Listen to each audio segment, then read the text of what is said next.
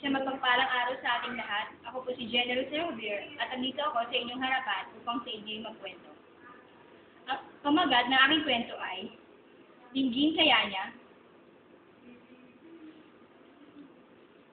Ang pamilya ng Sanable ay namumuhay ng maganda at maayos sa bayan ng San Vito. Ang mag-asawang Randy at Mirna ay may maayos na trabaho na makapagtutustos sa kanilang 5 anak. Si Lorna, ang kanilang panganay na anak, ay masipag at matalino. Siya ay 14 na taong gulang na at nasa 2 taon na ng sekundarya. Matiwasay na namumuhay ang pamilya Rasonac. Agosto 11, 1983. Sa ganap na 10 ng gabi, ay pumasok ang mga armadong lalaki sa bahay ng pamilya Rasonac. Kinuha nito ang lahat ng ari-arian. Takot na takot ang mag-asawang Randy at Mirna dahil walang makakatulong sa kanila. Matapos makuha ang lahat ng ari-arian, ay pinatay pa nito ang mag-asawang Randy at Mirna. Iyak na iyak ang kanilang 5 anak dahil sa nangyari. Kinabukasan, si Lorna ay litong-lito kung ano ang kanyang gagawin. Pinalibing niya ang kanyang mga magulang gamit ang perang naipon nila sa bangko. Wala kasing makakatutulong sa kanilang kamag-anak dahil malayo ito sa kanila.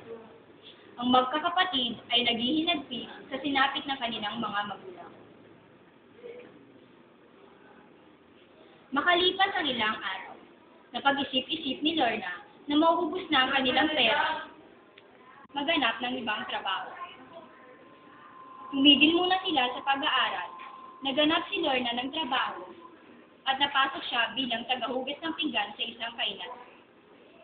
Kahit na may trabaho na siya, hindi pa rin ito sapat sa kanilang 5 magkakapatid. Minamaltrato pa siya ng kanyang amo at hindi ito binabayaran ng tama. Nagpasya si Lorna na humanap ng ibang trabaho. Sa hirap ng buhay, napili niya maging waitress sa isang bar. Kahit na nasa menor de edad pa lang siya, ay sumabak na siya sa trabahong ganito. Upang mabuhay ang kanyang 5 kapatid, ay pinagsasayaw pa siya ng kanyang amo. Hindi niya magawang tanggihan ng kanyang amo dahil mawawalan siya ng trabaho. Isang gabi ay nagdasal siya sa Panginoong Diyos upang siya ay tulungan. Hirap na siya at hindi niya na alam kung ano ang kanyang gagawin. Dinggin kaya siya ng Panginoong Diyos? Gabi-gabi ay nagdarasal siya at umiiyak habang inaalala ang mga pangyayaring kumpleto pa sila ang pamilya. Andiyan ang kanyang tatay Randy at ang inay Mirna. Sana ay dinggin ako ng Panginoong Diyos, sambit ni Lord. Kinabukasan ay may pumunta sa kanilang bahay.